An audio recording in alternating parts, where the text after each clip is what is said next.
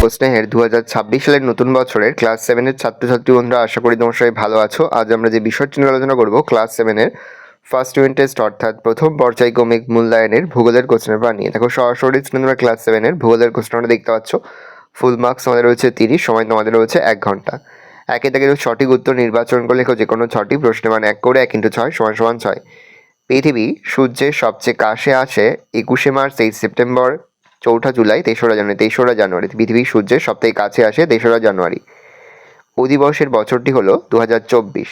পৃথিবীর আবর্তন গতি সব থেকে বেশি হয় নিরক্ষরেখায়।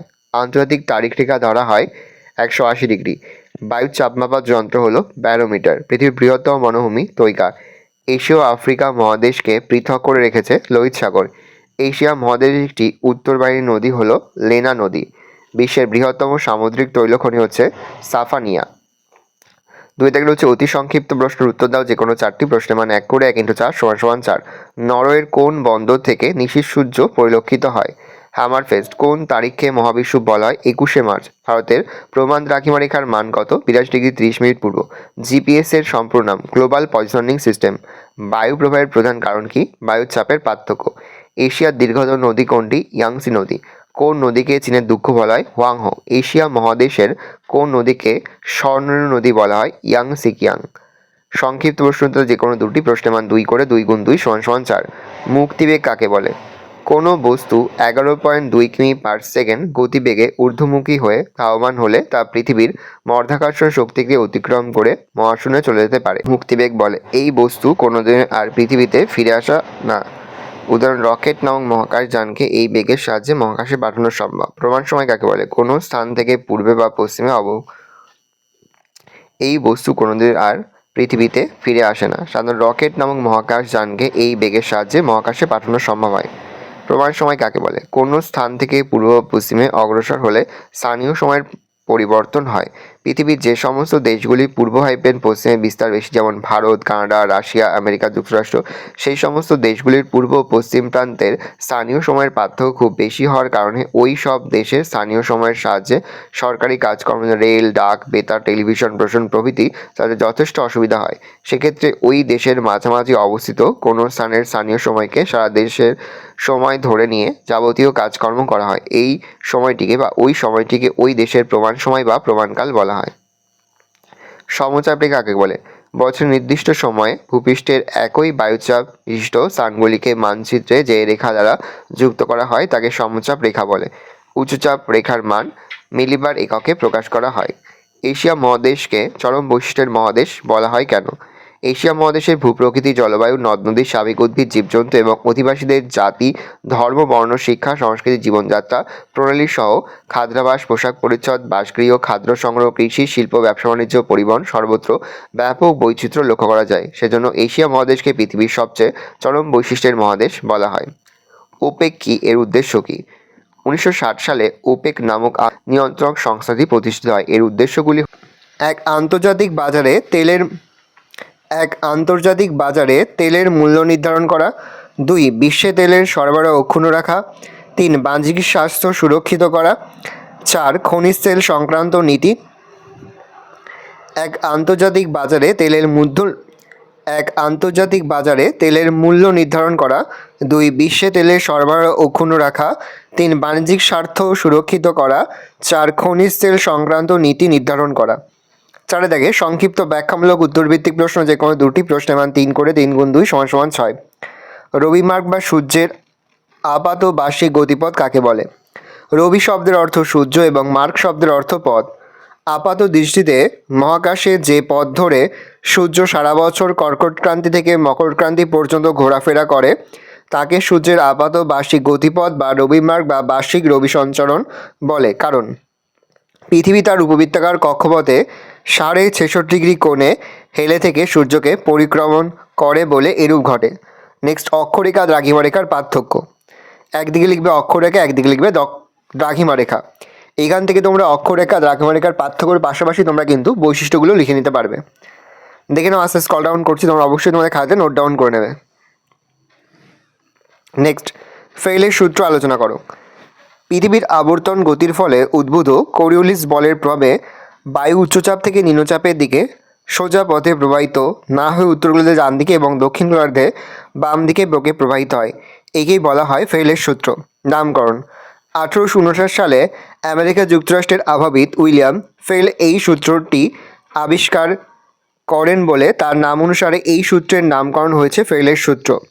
নিরক্ষীয় জলবায়ু অঞ্চলের বৈশিষ্ট্য: নিরক্ষরেখার কাছাকাছি 10 ডিগ্রি উত্তর অক্ষরেখা থেকে 10 ডিগ্রি দক্ষিণ অক্ষরেখার মধ্যে ইন্দোনেশিয়া, মালদ্বীপ, শ্রীলঙ্কা, সিঙ্গাপুর প্রভৃতি দেশে নিরক্ষীয় জলবায়ু দেখা যায়।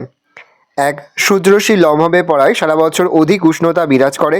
2. বার্ষিক গড় উষ্ণতা 25 থেকে 30 ডিগ্রি সেলসিয়াস। প্রতিদিন বিকালে বৃষ্টি হয়। বার্ষিক বৃষ্টিপাতের পরিমাণ 200 থেকে 250 সেমি। নিরক্ষীয় অঞ্চলে বেশি উষ্ণতা ও বেশি বৃষ্টিপাতের জন্য ঘন চিরহরিৎ বা চিরসবুজ গাছ দেখা যায়, যেমন মেহগনি, রোজউড, আয়রনউড, সেগুন, আবসুল, রবার, কোক, সিঙ্কোনা। নেক্সট, ভূমধ্যসাগরীয় জলবায়ু অঞ্চলের বৈশিষ্ট্য আলোচনা করো।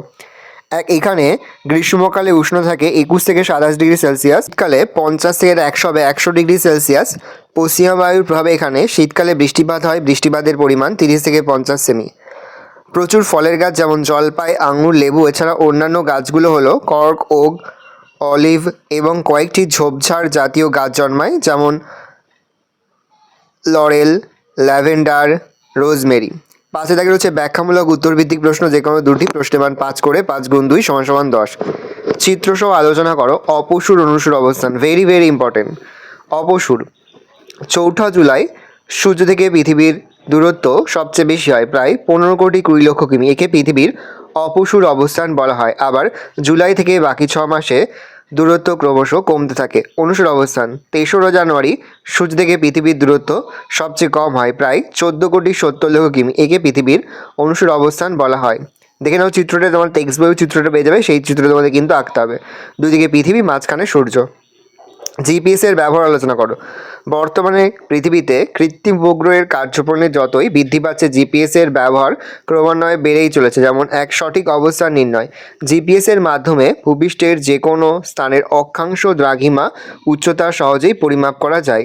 2. যানবাহন সংক্রান্ত তথ্য: জাহাজ, বিমান এমনকি সড়কপথে এই প্রযুক্তি কাজে লাগিয়ে যে কোনো যানের সঠিক দিশা, অবস্থান নির্ণয় করা যায়। প্রতিরক্ষামূলক কাজ: প্রতিরক্ষা ক্ষেত্রে বিভিন্ন দেশের সেনাবাহিনীদের নিকট এটি একটি সর্বাধুনিক প্রযুক্তিমূলক হাতিয়ার। 4. জরিপ কার্যে: বর্তমানে পৃথিবীর কোনো অঞ্চলকে জরিপ করার জন্য পরিকল্পনা ইঞ্জিনিয়ারিং জরিপ কাজে মৌজা মানচিত্রের সীমানা নির্ধারণে জিপিএস প্রযুক্তি এক দক্ষ যন্ত্র হিসেবে কাজ করে। ম্যাপ প্রস্তুতিতে: উপগ্রহ চিত্রের দ্বারা মানচিত্র প্রস্তুতিতে আজকাল জিপিএস পদ্ধতি গুরুত্বপূর্ণ ভূমিকা পালন করেছে। 6. আবহাওয়া সংক্রান্ত তথ্য প্রদান: বায়ুমণ্ডলের আবহাওয়ার বিভিন্ন অবস্থা সম্পর্কে যাবতীয় তথ্য দ্রুত আরোহণ করতে জিপিএস পরিষেবার সাহায্য নেওয়া হয়। নেক্সট, বায়ু চাপের তারতম্যের কারণগুলো আলোচনা করো। পৃথিবীর সর্বত্র বায়ুর চাপ সমান হয় না। পৃথিবীর বিভিন্ন স্থানে বায়ুচাপের তারতম্যের কারণগুলো হলো: 1. সমুদ্রপৃষ্ঠ থেকে উচ্চতা: সমুদ্র সমতল থেকে যত উপরে ওঠা যায় ততই বায়ুমণ্ডলের ঘনত্ব, ওজন কমে, তাই বায়ুর চাপও কমে যায়। অপরদিকে নিচের বায়ুস্তর ঘন, তাই তার উপর চাপ বেশি হয়। প্রতি 110 মিটার ওপরে উঠলে 1 সেমি পারস্তম্ভের সমান বায়ুর চাপ কমে যায়। উদাহরণ: পর্বতের উঁচু অংশে বায়ুর চাপ কম হয় বলে কোনো কিছু সিদ্ধ হতে অনেক দেরি হয়। বায়ুর উষ্ণতা: বায়ুর চাপ বায়ুর উষ্ণতার উপর নির্ভরশীল। উষ্ণতা বেশি হলে বায়ু প্রসারিত হালকা হয় এবং চাপ কমে যায়। আবার উষ্ণতা হ্রাস পেলে বায়ু সংকুচিত শীতল হয় এবং বায়ুচাপ বৃদ্ধি পায়। 3. জলীয় বাষ্প: বায়ুতে উপস্থিত জলীয় বাষ্প বায়ুর চাপ নিয়ন্ত্রণ করে। জলীয় বাষ্প হালকা বলে বায়ুতে উপস্থিত জলীয় বাষ্পের পরিমাণ বেশি হলে বায়ুর চাপ কম এবং জলীয় বাষ্পের পরিমাণ কম হলে বায়ুর চাপ বেড়ে যায়। পৃথিবীর আবর্তন: পৃথিবীর আবর্তনজনিত বিকর্ষণ শক্তির প্রভাবে কোনো অঞ্চলের বায়ু বাইরের দিকে বিক্ষিপ্ত হয়, আবার কোনো অঞ্চলে সেই বায়ু এসে জমা হয়। যেমন পৃথিবীর নিরক্ষীয় অঞ্চলে আবর্তন গতির বেগ বেশি হওয়ায় সেখানে বায়ু বিক্ষিপ্ত হয়ে নিম্নচাপের সৃষ্টি করেছে। আবার এই বায়ু উপক্রান্তীয় অঞ্চলে 30 ডিগ্রি অক্ষাংশ সংলগ্ন স্থানে এসে জমা হয় এবং সেখানে বায়ুর চাপ বাড়িয়ে উচ্চচাপের সৃষ্টি করে। এই কারণে মেরুবৃত্তীয় প্রদেশে নিম্নচাপ ও মেরু অঞ্চলে স্থায়ী উচ্চচাপ দেখা যায়। জলভাগ ও স্থলভাগের বন্টন।